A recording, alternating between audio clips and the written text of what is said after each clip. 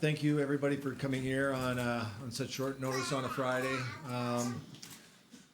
Just want to welcome, obviously, the guest of honor, as you can hear down to my left, Leo Dubas, who is almost 1 year old. Kyle's wife, Shannon, welcome. Larry Tannenbaum, rest of our Toronto Maple Leaf staff, and all of you. So 4 years ago, I remember reaching out to Kyle Dubas and not exactly sure what I was expecting to come from that meeting, other than I wanted to talk to this young man that I had heard about from some people in the Ontario Hockey League. It was probably my attempt at the time to just mine some information from someone that I heard was one of the bright young minds coming up in the game. I assumed that meeting would be an hour or two. 9 hours later, in that meeting, I was trying to figure out a way that I could convince him to leave Sault Ste. Marie and come join the Toronto Maple Leafs in some capacity. So it's to watch him over the last 4 years grow, to watch him work under some really esteemed people in our business. No job was too big for Kyle. No job was too small for Kyle. To see how he interacts with our fans and the respect level that he has for the Maple Leafs, for the people that love the Maple Leafs, for everyone in our office. It gives me great pride to announce today Kyle as the new general manager of the Toronto Maple Leafs.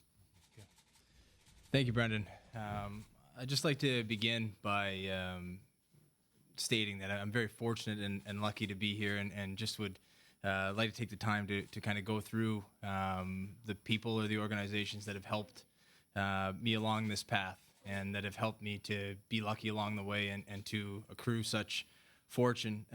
First and foremost, the MLSE ownership, chairman of the board, Mr. Tannenbaum, for showing the faith in me 4 years ago, and then furthering that, obviously, here today.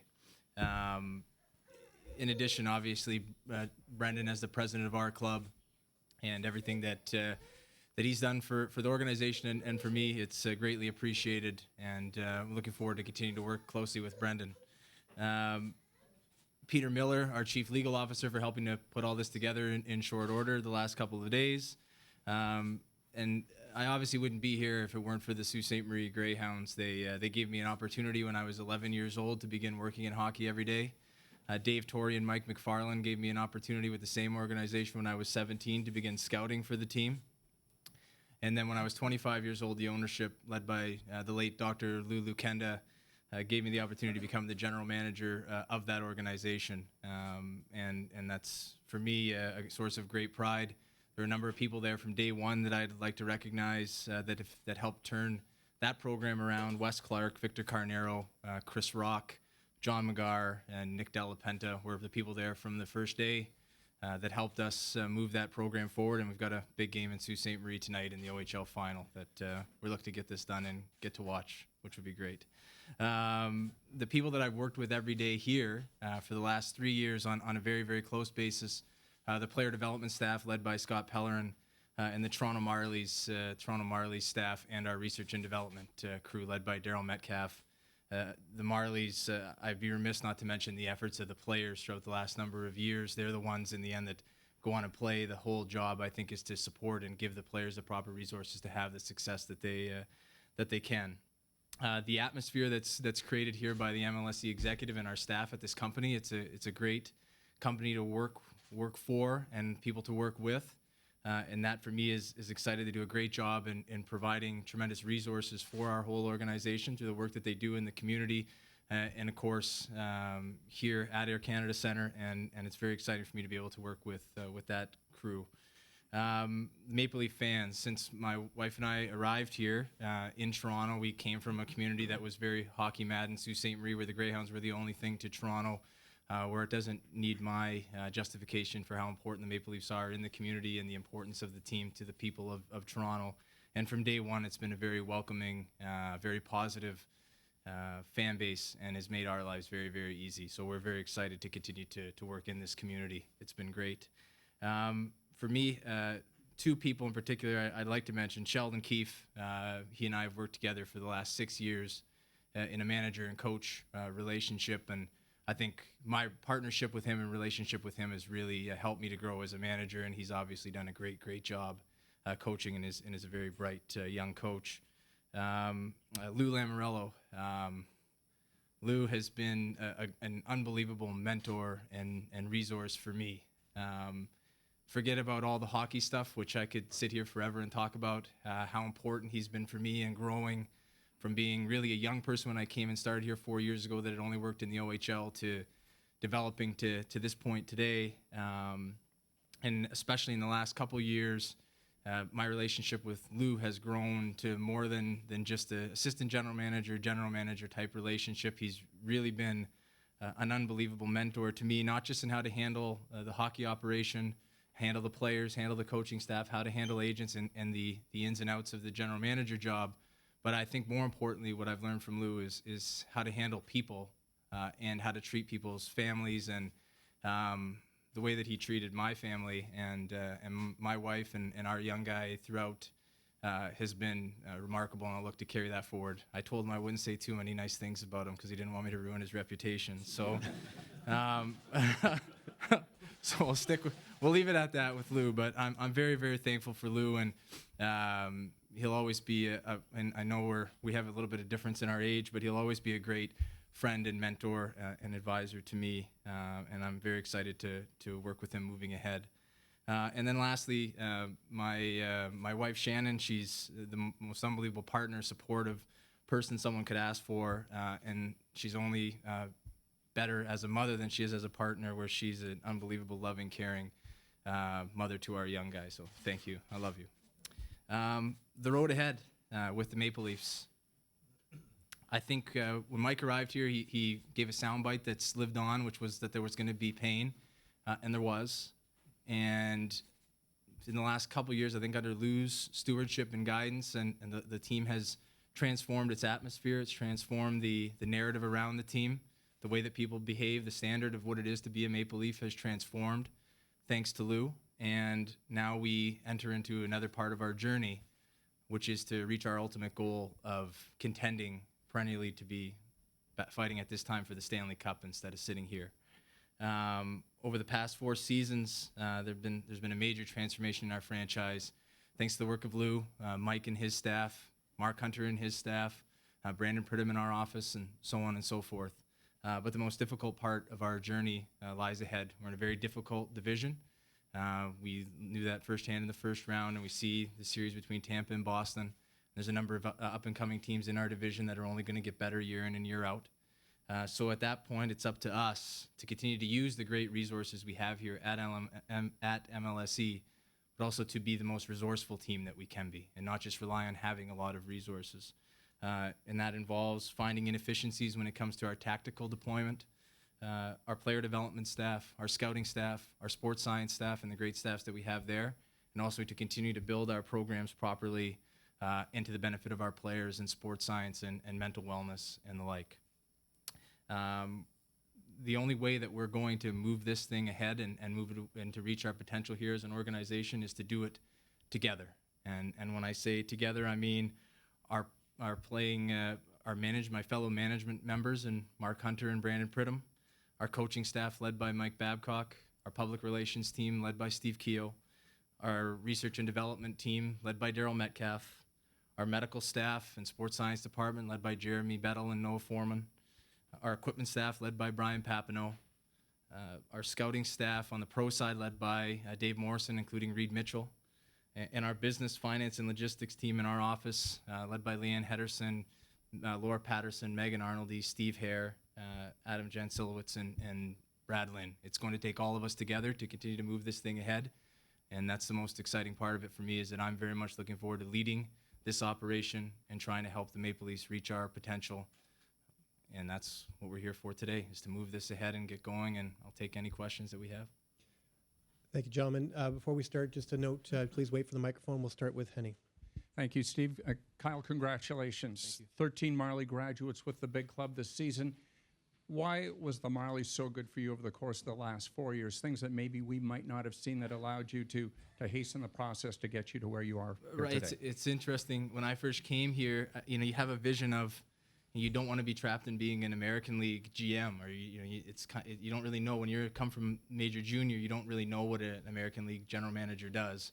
But what it's helped me to do, Paul, is to work very closely with our young players and really dig in on the player development side and realize how important that is. It just so happened to coincide at a time where player development was going to become very important to our organization. And I think you see with the graduates from the Marlies up to the Leafs, the job that Scott Pellerin and his staff have done, the job that Sheldon has done there has been remarkable, and it's been a great honor for me to be able to work with them every day and build that system out, and then continue to see that all the work that's done come up to the surface here and help the Maple Leafs, and that my involvement and my focus on player development, I think we only need to continue to increase it, because we need to continue to develop players for the Maple Leafs. But it's been a great pleasure of mine to be able to work there with that staff and with all those young players. It's been one of the best things I feel I've had the opportunity to do in my time. Lance. Congratulations, Kyle. Could you sort of touched on it, can you address the team as you see it heading into next season and your relationship with Mike Babcock?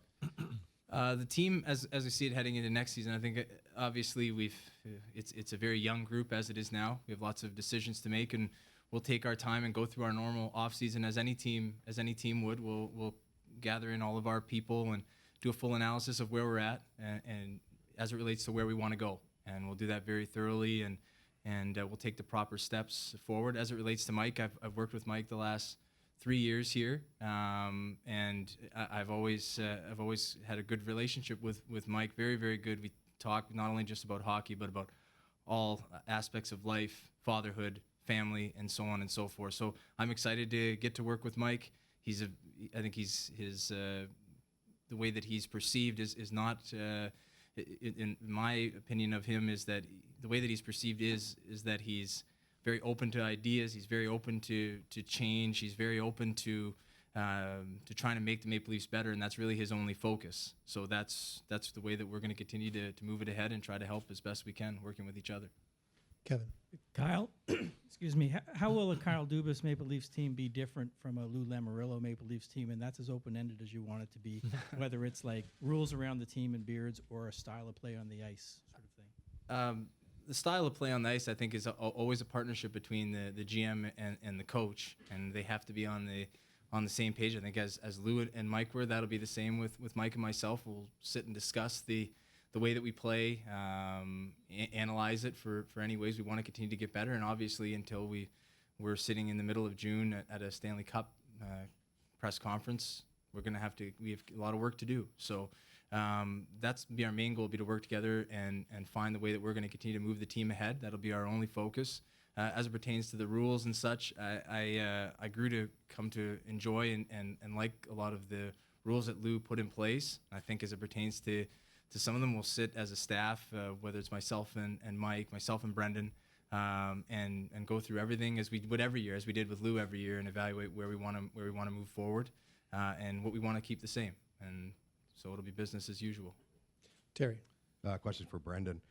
The consensus is you had two excellent choices within the organization, in Kyle and Mark Hunter, and I'm just wondering about the choice, if you will, of youth over experience, if you want to put it that way. And are you worried now that Mark will leave for a job in another organization?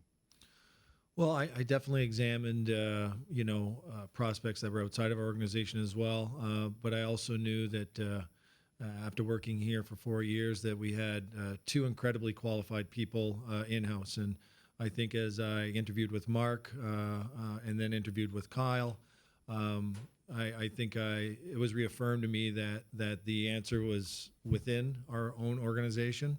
As you can see from Kyle, with his complete knowledge of the entire organization that we have and everybody involved and how it works, I think there's an advantage to hiring somebody in-house as far as being up and running and continuing with the progress that we've had. People sometimes underestimate, I think, what Mark Hunter does for this organization. He's a fabulous scout, but has been involved since he's come on board with trades, with free agency, with Kyle and Mark have worked well together with the Marlies. I know Kyle uses Mark as a resource. So to try and suggest that Mark has just simply been somebody that scouts for us is completely inaccurate. So Lou has used his entire staff available to him. So it was a difficult decision in that we had two such qualified people, but ultimately I went with Kyle. Mark wanted the job for sure. Kyle knows that. Mark knows that. I called Mark a couple nights ago to say that I was going to zero in on Kyle out of respect for Mark. I spoke to him again this morning. Mark likes Kyle. He respects the decision. He's got a lot of respect for Kyle, and I think at this point now it's really up to the general manager and his staff to get together in the coming weeks and sort of see how all that plays out. Maybe a follow-up then to Kyle. Are you confident you can keep Mark on staff? I think, Terry, the reality is I've worked with Mark here now for 4 seasons. And like with every staff member, now that my role has changed, I'll just go through with each staff member top to bottom their impression of where we are, whether they are excited about moving forward, and that's not exclusive to Mark. But I'm very hopeful that everybody here will want to remain a part of it and move ahead. That'd be my only goal. Dave? Brendan, this question's for you.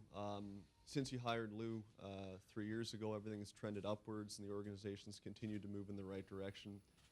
There are some people who believe in the philosophy of if it's not broke, don't fix it. Why did you feel now was the best time to make a change and install Kyle? I love the questions from the dreaded some people. I used to hate that as a player. Some people think you're too old. They were right. Some people are smart. I can only say that everything that I've tried to do since I've been here, some of it has been conventional, some of it's been unconventional, but everything I've always ever tried to do was what I thought was the best decision for the Toronto Maple Leafs. Some of those things require patience, and some of them require being proactive. I was under no pressure from anyone to do this. I was under no obligation to anyone to do this. I just really felt in looking at Kyle that he was more than ready and that it was the right time. So you make decisions when you're running a hockey team or any business really, and you take in as much information as possible. It's maybe a little unfair to you guys that we don't always share each and every thought process that goes into our decisions. But I can just say that everything that I knew and had learned told me that this was the right time. Thank you. Dave Schultz?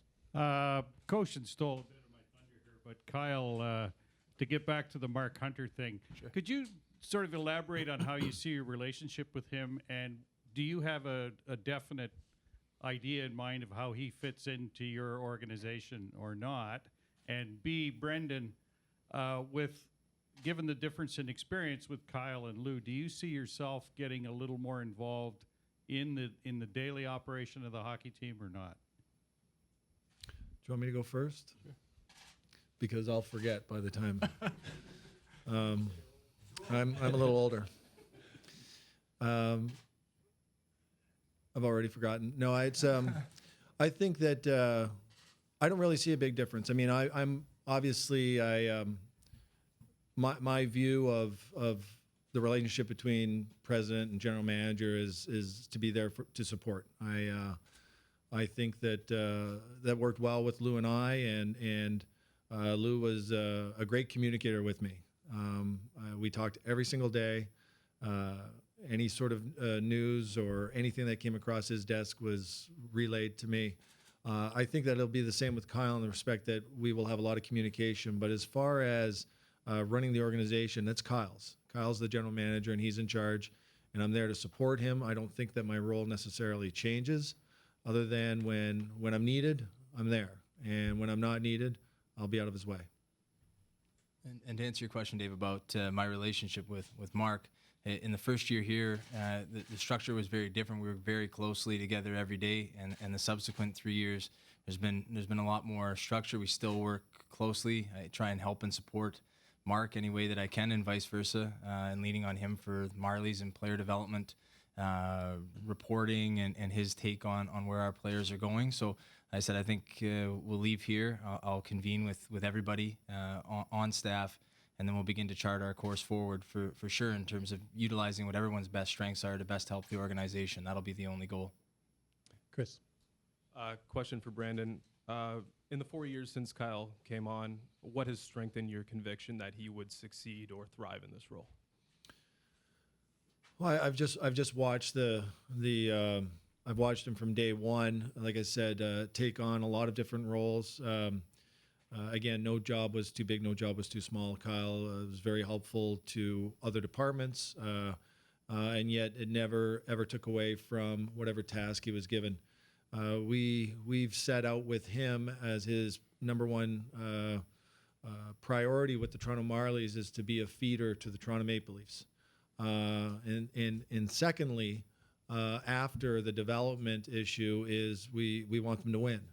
So to strike that balance of being able to develop hockey players so that as many as possible can seamlessly transition to the Maple Leafs, being his first job, I think that it's also been equally impressive that he's still maintained to have a successful team down there as well. So the work that he's done, and again, what I'm privy to, whether it's at the draft, behind the scenes in our office, behind the scenes in the arena, is just somebody that is excellent at working with others, is very inclusive, likes to take in information from a lot of diverse people with that look at the game from diverse and different backgrounds.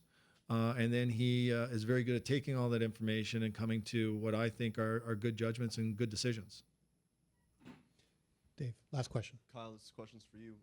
When you came on board a number of years ago here to this point today, where do you feel you've developed most in terms of what you've learned the job that you're now in now entails? Well, I think I've certainly learned the most from Lou, and I think what I've learned most is at this level, after coming from major junior and then working in the American League, is the standard that you need to set for your organization and your players, and the consistency with which you need to hold that to each and every day in your treatment of players, your interactions with the coaching staff, your reporting into the person above you in the organization, being that Brendan and the president. So that's really what I've learned as important, and I think I've developed over the last 4 years, particularly the last 3 under Lou. So that's really what I'm looking forward to putting into place here. Obviously, it's been a lot of development on the player development and the R&D side that has been very gratifying work.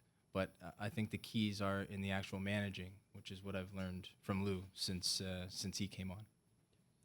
Thanks, gentlemen. Thanks, everybody. As mentioned, we're going to break off into scrums in the dressing room, print and TV. Take your time. You don't have to rush. And we'll see you over there. Thank you very much. Have a good day.